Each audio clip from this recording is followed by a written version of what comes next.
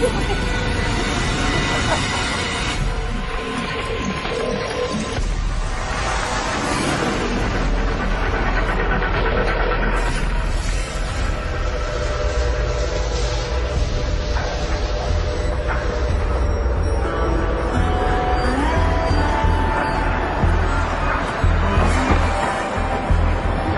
July 26, 1996, the Sierra County Sheriff's Office in Truth or Consequences, New Mexico, receives a call from the husband of 22-year-old Kelly Garrett, who tells them he hasn't seen or heard from his wife in more than 24 hours. He and Kelly had an argument the day before. She stormed out and has been missing ever since. A deputy tells him there is little they can do. Kelly is an adult and has not been gone long enough to be considered a missing person. He is also reminded that in a highly transient area like Truth or Consequences, it's not unusual for people to come and go on a regular basis.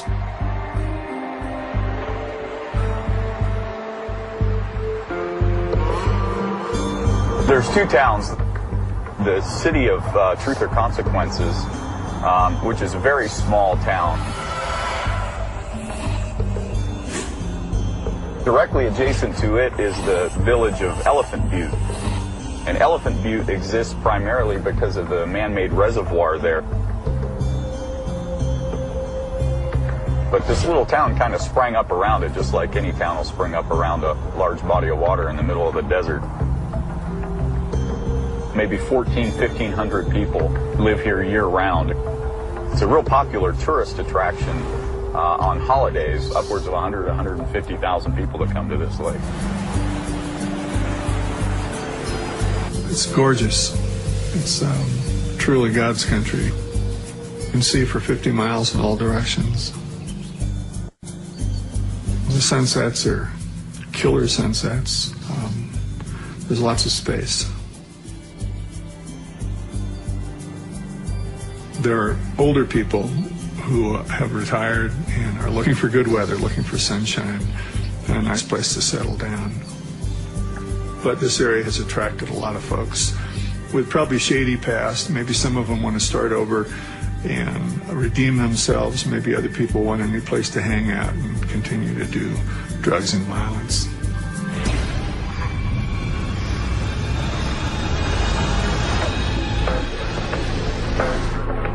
The day after her husband reports her missing, an employee of nearby Elephant Butte State Park brings Kelly Garrett home. The last thing she remembers is waking up in a truck on her way home. I was so dazed and incoherent. I don't remember getting out of the truck. I remember sitting on my in-laws' front porch. My hair was a mess. I had sand everywhere. I was still in the same clothes I was in the day I left. And he was telling my in-laws and my husband about how he found me wandering around the beach.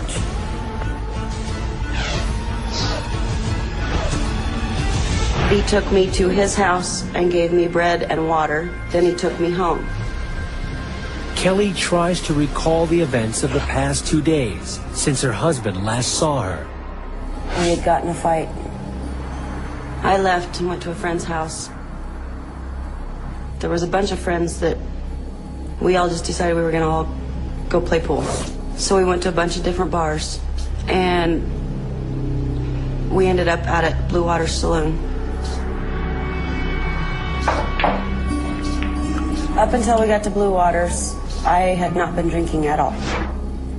And when we got to Blue Waters, I had one beer. I left to take a friend of mine home and came back, drank some more of that beer. By the end of the night, most of Kelly's friends have gone home, except for Jessie Ray. I had known Jessie for 3 or 4 years at least. We used to go play pool all the time, and I trusted her.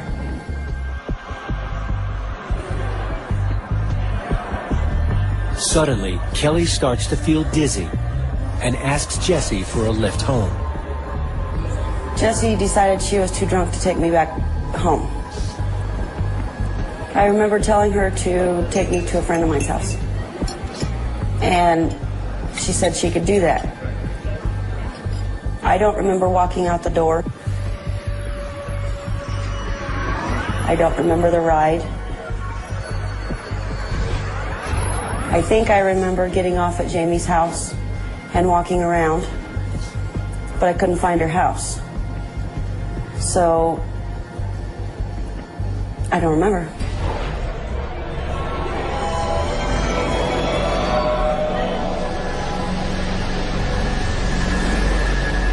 I did not know what had happened. I was bleeding, and I didn't know what to do. I thought that being sexually assaulted had been a possibility. I just knew I was hurt. Kelly's husband doesn't believe her story and kicks her out of the house. He was very angry because I couldn't remember, so there's no way I could talk him out of it.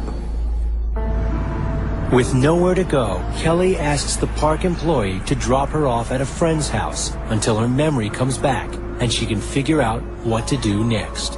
If I would have known how to get a hold of Jessie, I would have tried to, since she was the last one I remember seeing. But I didn't know how to get a hold of her, so I couldn't, and I never seen her after that. Desperate for answers, Kelly considers going to the police. I didn't know what to tell them. They weren't going to believe me that I didn't know what had happened. So what was I going to tell them? Her husband never forgives her. Humiliated by the failure of her marriage and unsure of what happened, Kelly moves out of state. When I moved to Colorado, I tried to forget about it. But I kept having nightmares about a knife being held to my throat, or duct tape, or being tied to a table, or something. And nothing ever fit together. So I didn't know what they were all about.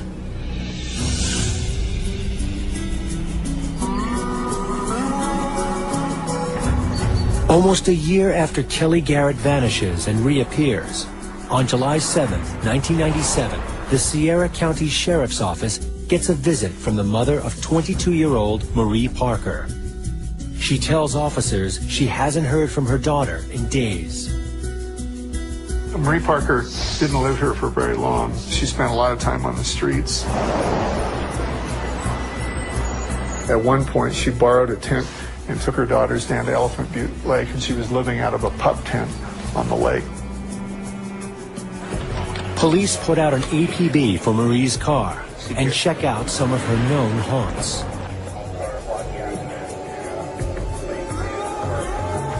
They learn Marie was seen at a bar in the company of an ex-boyfriend, Roy Yancey, and a friend of theirs named Jesse Ray. Marie Parker was at the Blue Waters Saloon out on the edge of town on July 5th. When questioned by police, Jesse Ray tells them that Marie was drunk, so she gave her a ride home. That was the last she saw of Marie. Marie was never seen again. With no indication of foul play, police suspect Marie left town.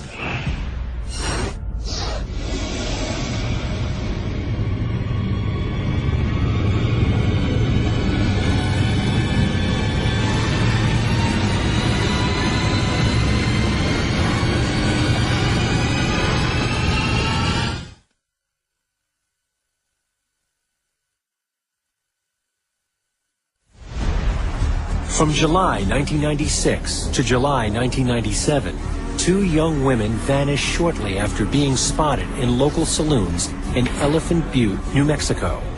The first, Kelly Garrett, is found days later with no memory of what happened. I was scared, but I didn't know what I was scared of, or who to be scared of. But I kept having nightmares, so life was very hard.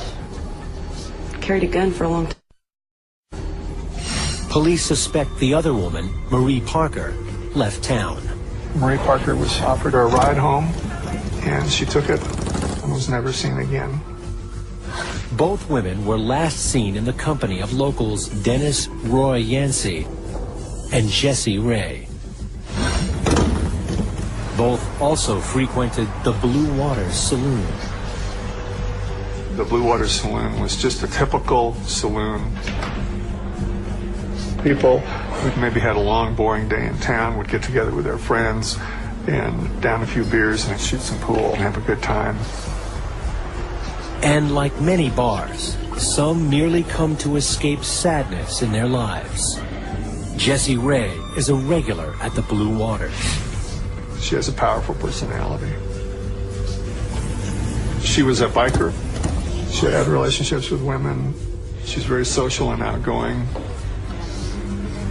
Jessie Ray works as an auto mechanic and splits her time between Albuquerque and Elephant Butte, where her father lives and works in Elephant Butte State Park. Jessie was a real leader among people, both men and women. She has some loyal friends. She has some other people that are really frightened of her. Dennis Roy Yancey also frequents the bar. He grew up in Truth or Consequences. Dennis Roy Yancey grew up getting in a lot of trouble. They actually canceled Halloween one year in TRC because of Yancey and his friends. They were strangling cats and flipping over gravestones, and they actually laid down rules so none of the little kids could go out and trick or treat that year. He was in the Navy. He got thrown out of the Navy, dishonorable discharge. He seemed to attract trouble, and he liked being known as a troublemaker.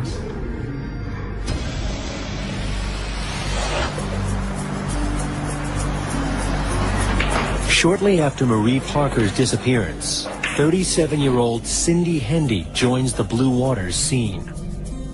She was on the run from the authorities. She and a friend of hers tried to deal cocaine, but they dealt it to an undercover agent.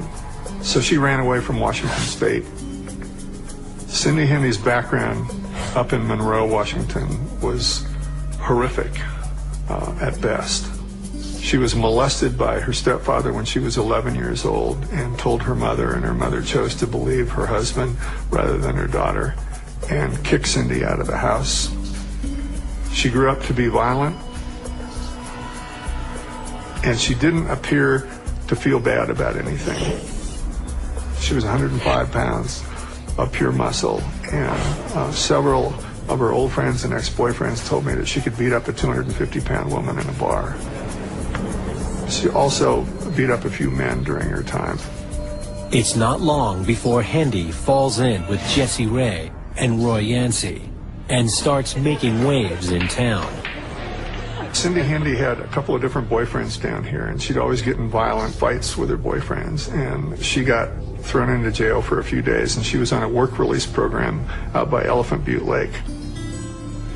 There she meets Jessie Ray's father, 57-year-old David Parker Ray. David worked as a mechanic out there at Elephant Butte State Park, dressed in a little ranger outfit. And they just accidentally ran into each other one day, and I guess they hit it off right away. David was a charming guy to be around. He was basically a middle-class man. He had education, and he had respect from the people around him, but he kept his distance. What Cindy Hendy doesn't know is that David Ray is a master manipulator with a very dark secret. David Parker Ray was an enigma. He'd do favors for people he liked. He'd do little things for them that made him a friendly person who was easy to approach. But I think in the back of his mind, he was always thinking about sadistic acts. David Parker Ray was a sexual sadist. A very unique and very rare type of offender. A sexual sadist is aroused by a living victim who is physically or mentally being tortured. If you were a woman that was alone with him, David was Satan himself. David Parker Ray's sadistic desires could be traced back to his childhood, when he was shuttled around between family members who severely neglected him. When people talk about child abuse, they usually talk about abuse, not neglect. But the therapist will tell you that neglect has far more sinister consequences on your adult behavior. And David didn't feel like any of the women in his life loved him. He didn't think his mother did. His grandma didn't pay any attention to him. She didn't care whether he was alive or dead. The young David Ray would write for hours in his journal and had a vivid fantasy life. His fantasies began about 12, 13, or 14 years of age. His dad was a drunk and a drifter and would come by once every month or two, and he would leave a bag of magazines for David to look at. They were photographs of real girls bound and gagged by the hands and the mouth on the front cover. And if you opened up inside, you would see women half-dressed who were being tortured. Pornography was something that he was extremely interested in, and it fueled him, and it continued to fuel him. Those two things shaped David very much, neglect and pornography. Ray joined the Army after high school and was married several times before he settled with his last wife in Elephant Butte in 1984. Prior to working for the park, David Ray worked as an aircraft engine repairman, among other mechanical vocations. His wife left him 10 years later in 1994. He was married 4 times before he met Hendy.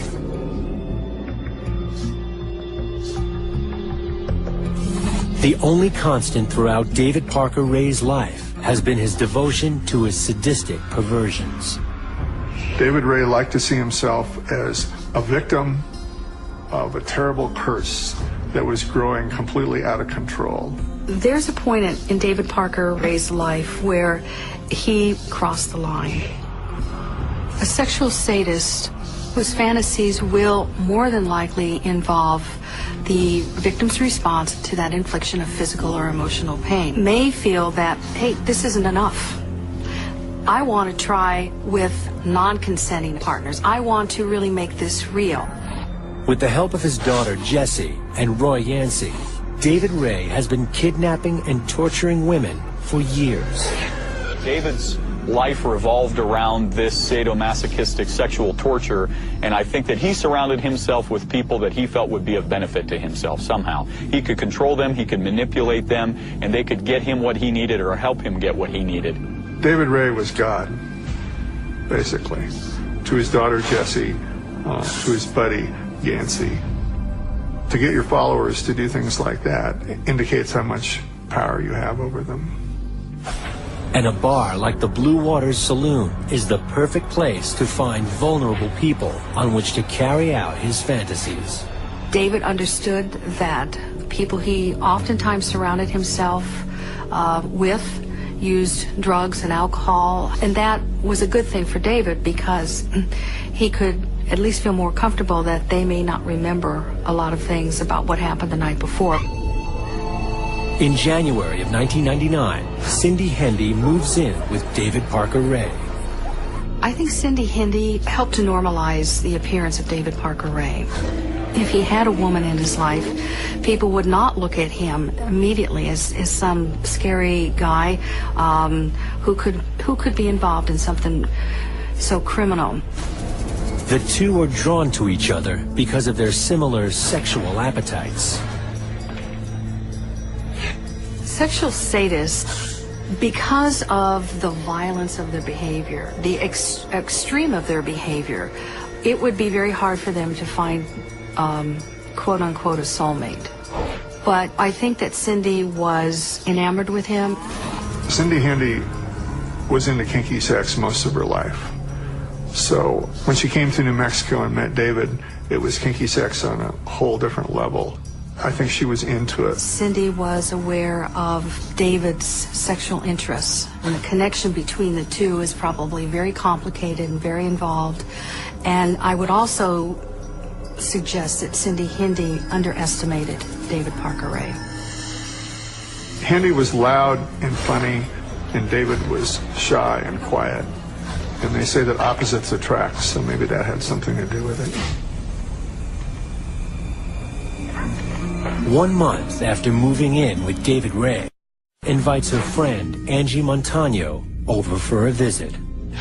Angie Montano moved here with her son to get him out of Albuquerque. She was trying to start her life over again, like a lot of people who move here.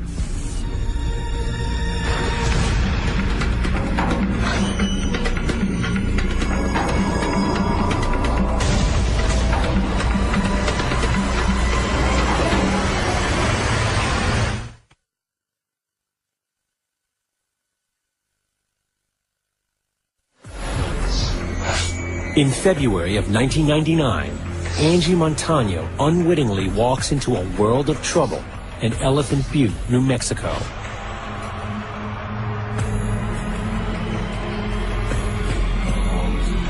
After luring her into their trap, sexual sadist David Parker Ray and his girlfriend, Cindy Hendy, blindfold her and restrain her to a bed. Over the course of the next 4 days, Angie Montano is shuttled back and forth between a number of different rooms where she is repeatedly sexually assaulted and tortured. David Ray was way beyond being a psychopath. He was an individual terrorist.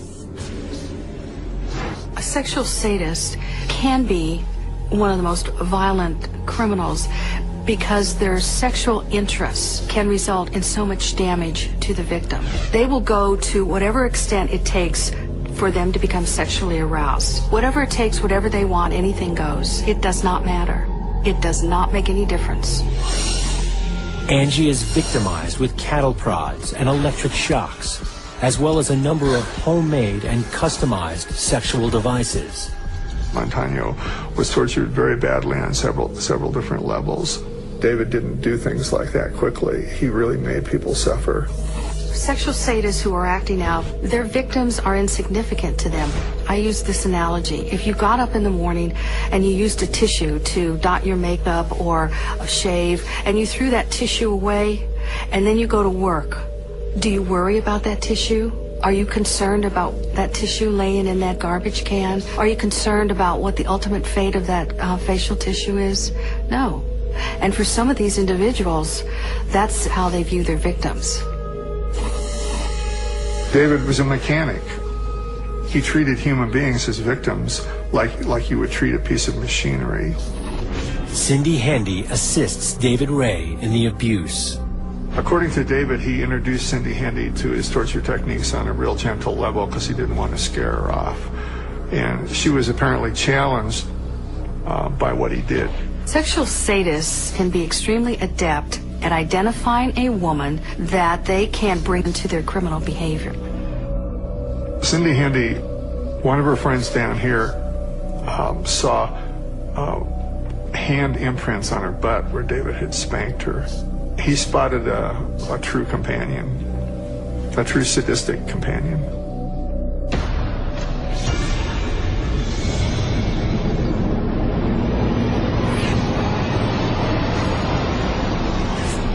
Angie's ordeal at the hands of David Parker Ray and Cindy Hendy comes to an end on February 21st, 1999. She pulled David over and said, "David, I need to get back to my son. You don't need to do these bad things to me." And David said to her, "If I'd known you were this nice, I wouldn't have kidnapped you in the first place," which probably wasn't true. But he did decide to let her go. And they took her up to I-25 and released her after 5 days.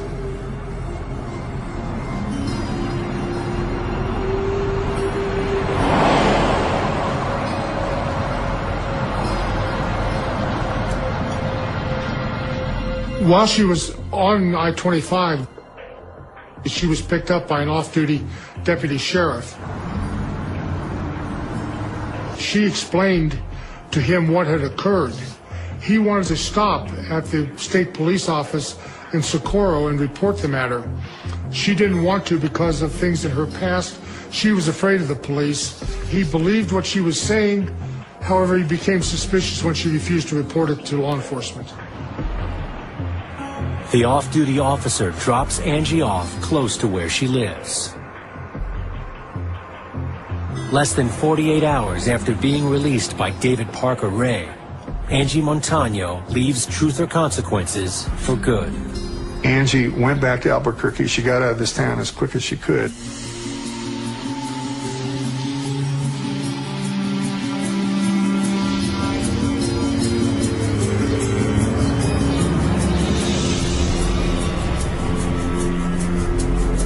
Two weeks later, Cindy Handy tells David Ray she would like to visit family in Washington State. Hendy's daughter was about ready to give birth to Hendy's first grandchild up in Monroe, and Hendy wanted to go home for the birth of her grandchild. Ray allows it, but under one condition. David said, let's go get a sex slave to satisfy me in the meantime.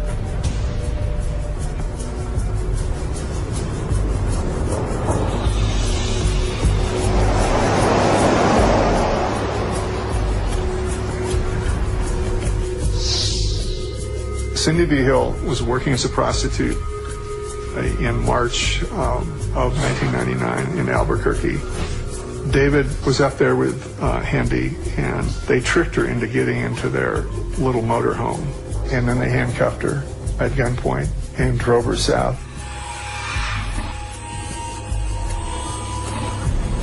Cindy V. Hill is taken to their home, and a collar and chain are attached to her neck. She is bound to a bed, blindfolded, and gagged. Now, in total darkness, she hears the click of a tape recorder and the sound of a man's voice. Hello, bitch. Well, this tape's getting played again. Must mean I picked up another hooker. And I'll bet you wonder what the hell's going on here. For 5 long minutes, she listens as the recording goes on to explain how David Parker Ray and his lady friend are going to rape and torture her in every possible way. The gag is necessary because after a while you're going to be doing a lot of screaming. David played this tape for his captives for the purpose of terrorizing them and to tell them what was going to be done to them. He instills that fear into them right off the bat. He would play those tapes just to see the reaction. I want the reaction to what I say, what I do. I want to see it in your face. I want to see it in your body. I want to see it in your tears.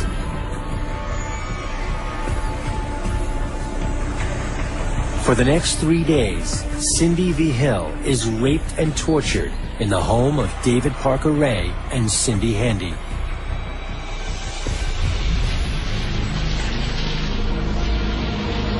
On March 22, 1999, Ray goes to work, leaving his girlfriend to watch over their captive.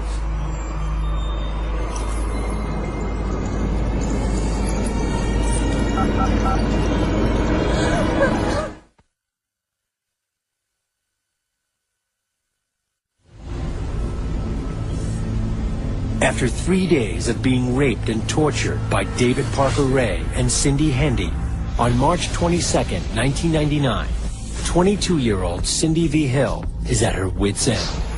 She had a dog collar around her neck. She saw the keys.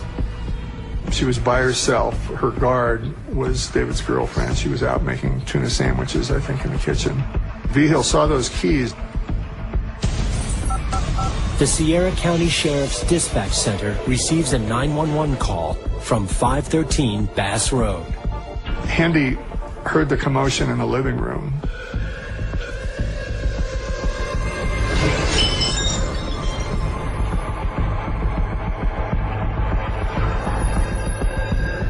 V. Hill stabbed Handy in the back of the neck, just enough to stun her, and ran out the door and down the street, wearing nothing but a dog collar and a 5-foot chain. She ran about a mile, and she spotted a double-wide trailer and barged through the door.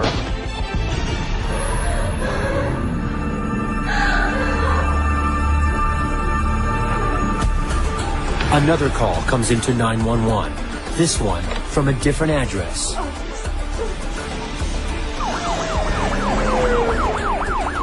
When local officers arrive, they are shocked not only by Cindy V. Hill's appearance, but also by what she tells them.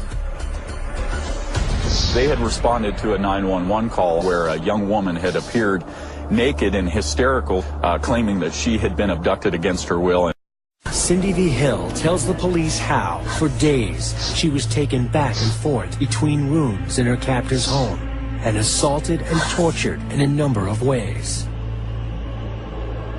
V. Hill is taken to the hospital for examination as officers call for reinforcements. When they responded and began to get initial information from her, it became clear that it was probably something that they were not going to be able to handle with their resources. They contacted the state police. Knowing now that the 911 hang-up came from David Ray's home, law enforcement converge on the source of the call. 513 Bass Road. The Sheriff's Department and the Park Rangers arrived at the scene here. They do what's called a safety sweep inside the residence. They're looking to find if there are additional victims inside, if there's anybody that's in need of assistance. Inside the house, it was a mess. There were pegboards these devices were hanging on, D-rings in the ceiling, and ropes and pulleys, and a box where people would be kept shackled with a fan on it for an air source. We were obviously dealing with somebody that was not normal. He had books on Satanism. He had medical books also, really complex medical books that gave him the knowledge he needed to do the things that he wanted to do. It was bizarre. Finding no one inside, an APB is put out for the home's residents, 59-year-old David Parker Ray and 39-year-old Cindy Hendy. Less than 15 minutes later, police pull over David Parker Ray's truck and detain the couple. David was on his way down the road with Hendy, and they were looking for their captive, and they got caught 2 blocks away. When the police question Ray and Hendy, the two admit to looking for Cindy V. Hill, but provide an interesting explanation. Initially, David and Cindy Hendy's story to us regarding the abduction of Cindy V. Hill was that it was a form of humanitarian aid. They claimed that they had abducted her against her will, but it was for her own good, to help her kick a heroin addiction. So they brought her here, chained her up inside the house, and kept her there with a bucket in order to get her through the most drastic withdrawal period of heroin. Authorities don't believe them, and David Parker Ray and Cindy Hendy are arrested and taken into custody. On March 23, 1999, the New Mexico State Police crime team begins processing Ray's house. The police realize they don't have the resources to deal with what they've found on their own. They call in the FBI. I think it's safe to say that nothing that was inside that house was anything any of us had experienced before or come across before, except maybe on a movie somewhere. It was just completely out of the realm of our experience. Investigators open a padlocked semi-truck trailer next to the home. Once we gained access to that, its purpose was very clear. It was a very sinister little travel trailer. For the first time, investigators get a look inside what David Parker Ray calls the toy box. When they went into the toy box, they found hundreds of torture devices.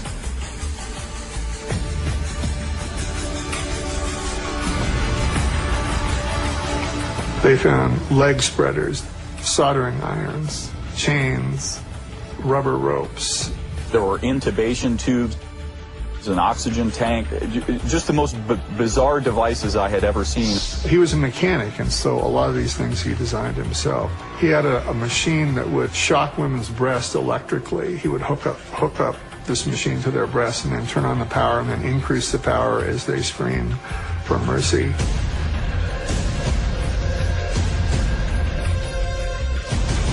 This is someone who spent a lot of time, money, and effort putting this together. It did not just happen overnight.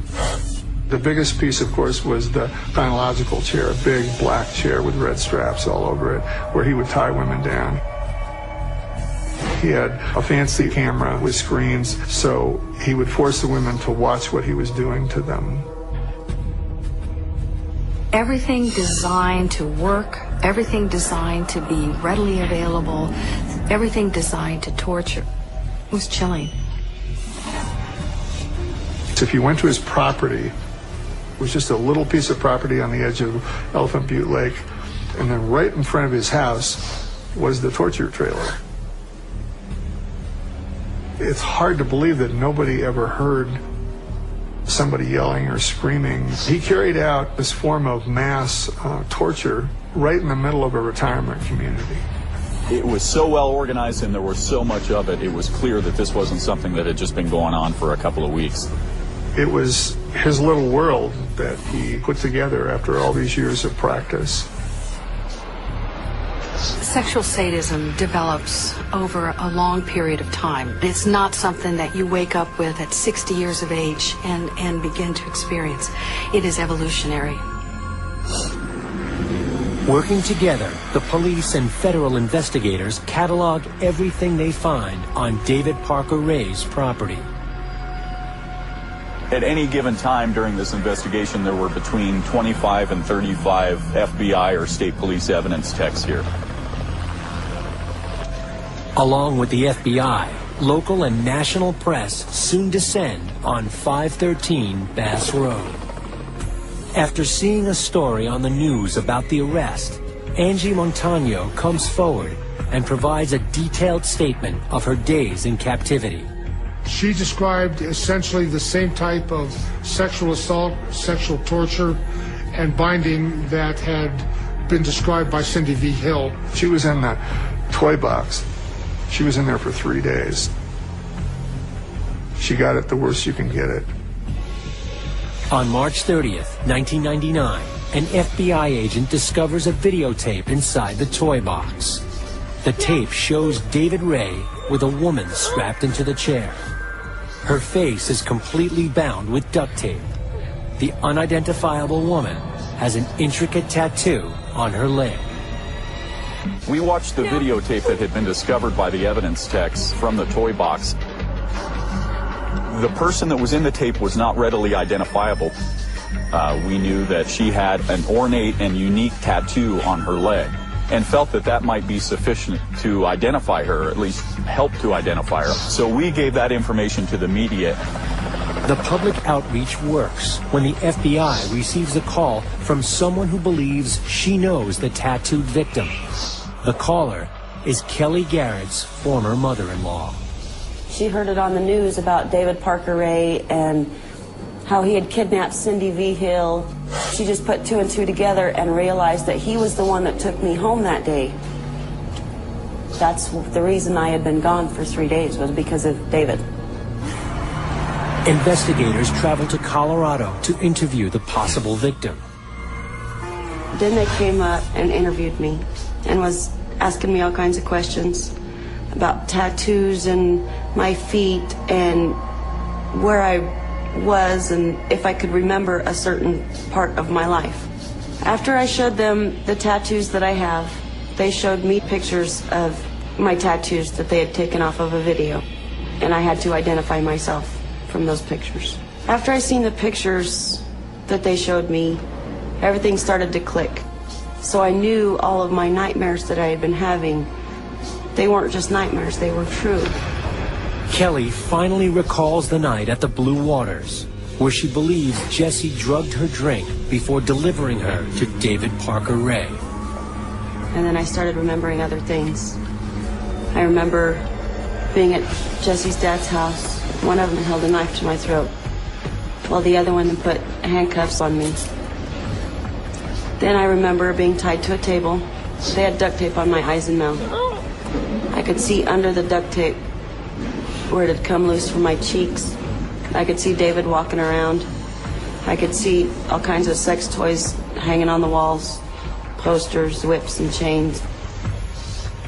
There were several times I lost all hope. And I just kept telling him I want to go home. I want to go home to my husband. I just want to go home. Sexual sadists who act out on non-consenting partners, they don't have a conscience. They are not restrained in their behavior because of their lack of emotions and feelings. Based on the interview with Kelly, David Ray's daughter, Jessie, is arrested for the kidnap and assault of Kelly Garrett. Jessie Ray is the one who took Kelly Garrett over to her father David's house. She pled guilty to kidnapping, Jesse was given 9 years in. She subsequently violated that probation and was sentenced to prison. As the investigation continues, the state builds its case. My reaction was the same as that of the FBI agents and state police officers investigating the case, and that was, I can't believe this is real. As we delved further into the case, we found out just how real it was. They get help from an unexpected source. Cindy Hendy became cooperative within a few days of her arrest. She wanted to talk, she wanted to give information. Cindy Hendy tells investigators that although she has only been assisting David Parker Ray in the abductions and assaults for months, he told her he's been torturing and killing for years.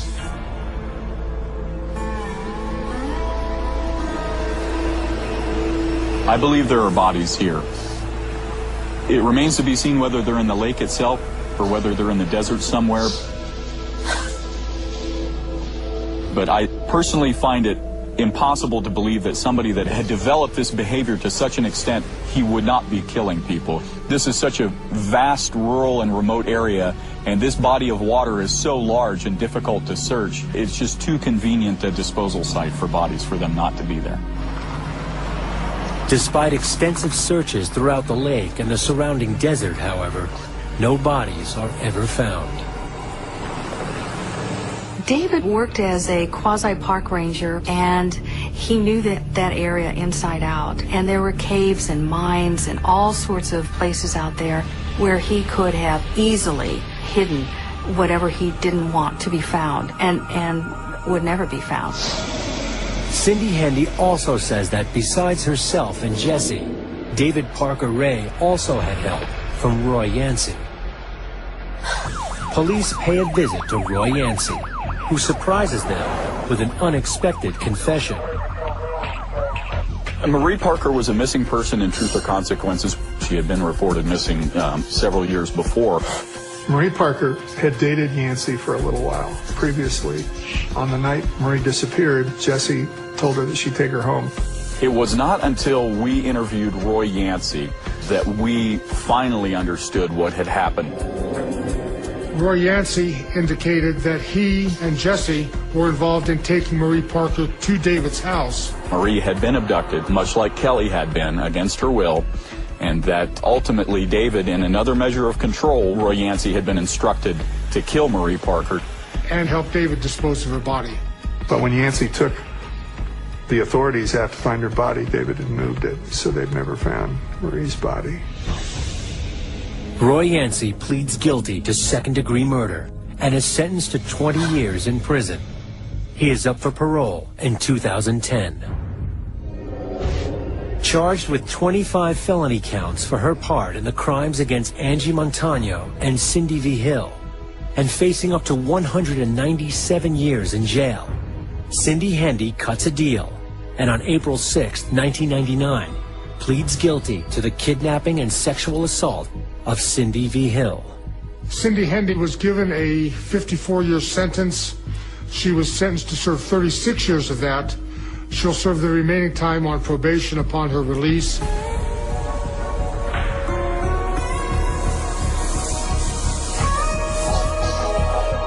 David cooperated to an extent in the investigation.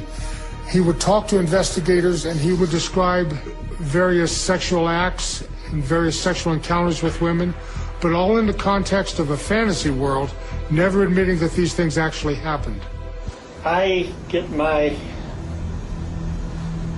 excitement from making a woman happy. I got pleasure out of the woman getting pleasure. I did what they wanted me to do. David Parker Ray faces 3 trials, one each for the crimes against Cindy V. Hill, Angie Montano, and Kelly Garrett.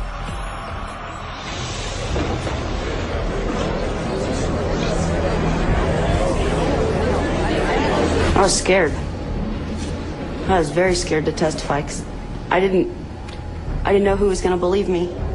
In Kelly's trial, David Parker Ray is found guilty on 12 counts of kidnapping, criminal penetration, and conspiracy. His sentencing is put off until all of the trials are complete.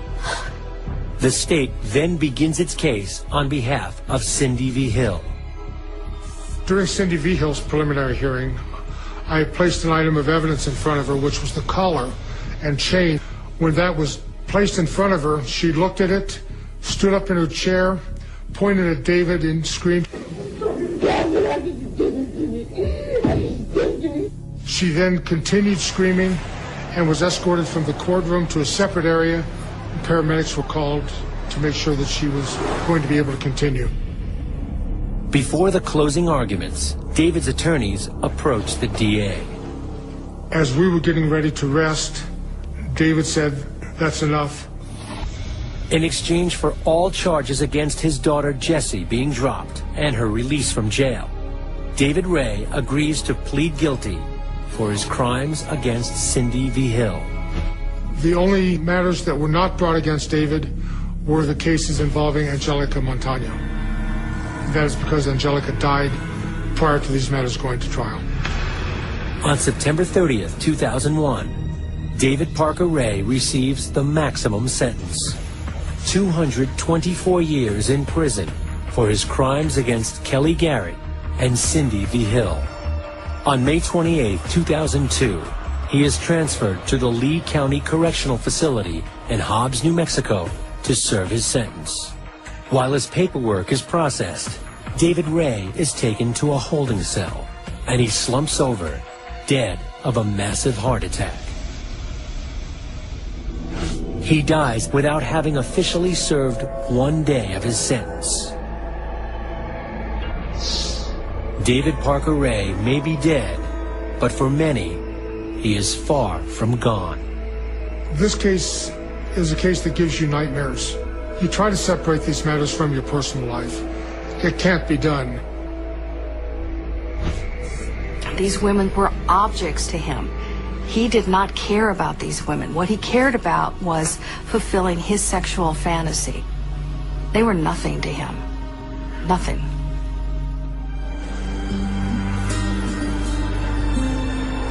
I'm scared. I just can't do anything anymore. I can't take my kids to the park. I can't go to a grocery store. I can't do anything by myself. It's just a very hard life. 5 children shot every day. Wandering around the beach.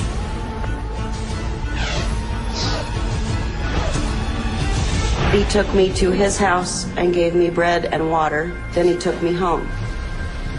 Kelly tries to recall the events of the past 2 days since her husband last saw her. We had gotten in a fight. I left and went to a friend's house. There was a bunch of friends that we all just decided we were going to all go play pool. So we went to a bunch of different bars, and we ended up out at Blue Water Saloon. Up until we got to Blue Waters, I had not been drinking at all. And when we got to Blue Waters, I had 1 beer. I left to take a friend of mine home and came back, drank some more of that beer.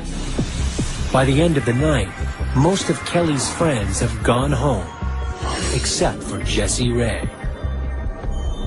I had known Jessie for 3 or 4 years at least. We used to go play pool all the time, and I trusted her.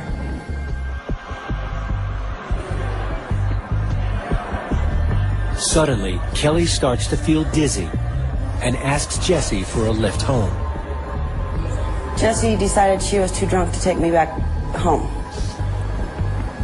I remember telling her to take me to a friend of mine's house. And she said she could do that. I don't remember walking out the door. I don't remember the ride. I think I remember getting off at Jamie's house and walking around, but I couldn't find her house. So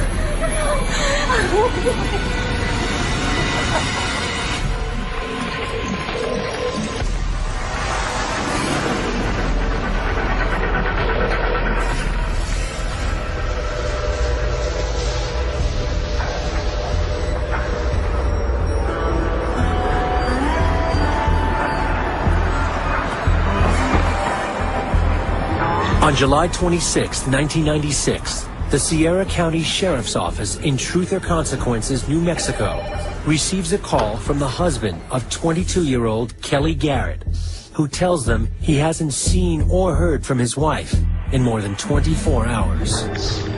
He and Kelly had an argument the day before. She stormed out and has been missing ever since. A deputy tells him there is little they can do. Kelly is an adult and has not been gone long enough to be considered a missing person.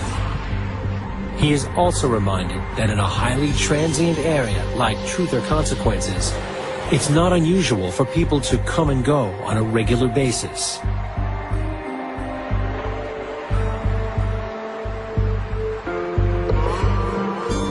There's two towns. The city of Truth or Consequences, which is a very small town.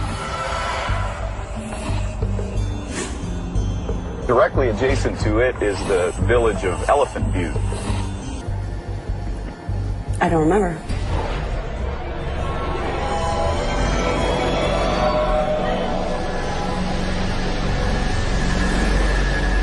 I did not know what had happened. I was bleeding, and I didn't know what to do. I thought that being sexually assaulted had been a possibility. I just knew I was hurt. Kelly's husband doesn't believe her story and kicks her out of the house. He was very angry because I couldn't remember, so there's no way I could talk him out of it. With nowhere to go, Kelly asks the park employee to drop her off at a friend's house until her memory comes back and she can figure out what to do next. If I would have known how to get a hold of Jessie, I would have tried to, since she was the last one I remember seeing. But I didn't know how to get a hold of her, so I couldn't, and I never seen her after that. Desperate for answers, Kelly considers going to the police. I didn't know what to tell them. They weren't going to believe me that I didn't know what had happened. So what was I going to tell them? Her husband never forgives her. Humiliated by the failure of her marriage and unsure of what happened, Kelly moves out of state. When I moved to Colorado, I tried to forget about it. But I kept having nightmares about a knife being held to my throat, or duct tape, or being tied to a table, or something.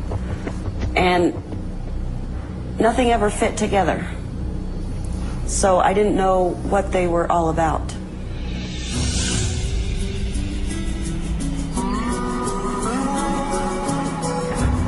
Almost a year after Kelly Garrett vanishes and reappears, on July 7, 1997, the Sierra County Sheriff's Office gets a visit from the mother of 22-year-old Marie Parker.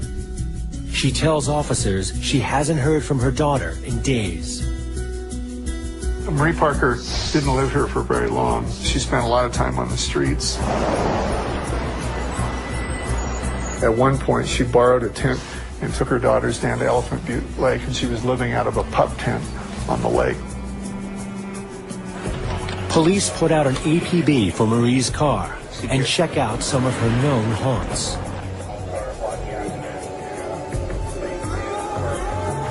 They learn Marie was seen at a bar in the company of an ex-boyfriend, Roy Yancey, and a friend of theirs named Jessie Ray. Marie Parker was at the Blue Waters Saloon out on the edge of town on July 5th. When questioned by police, Jessie Ray tells them that Marie was drunk, so she gave her a ride home. That was the last she saw of Marie. Marie was never seen again. With no indication of foul play, police suspect Marie left town.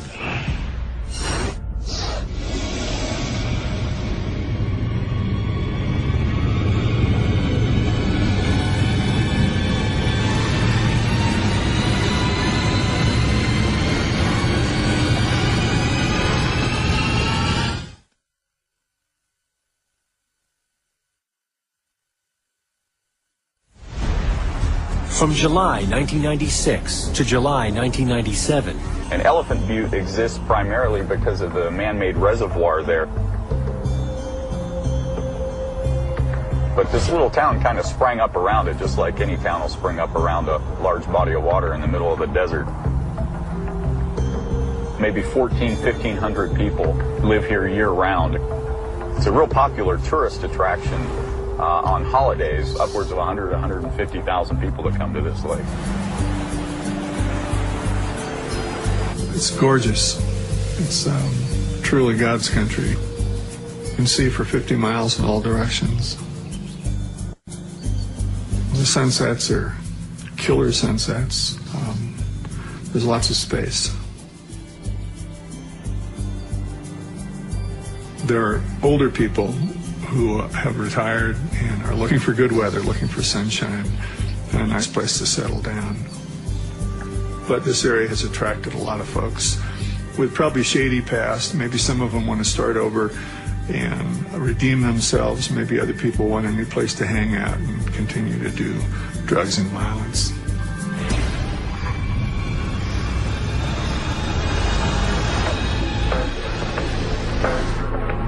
The day after her husband reports her missing, an employee of nearby Elephant Butte State Park brings Kelly Garrett home. The last thing she remembers is waking up in a truck on her way home.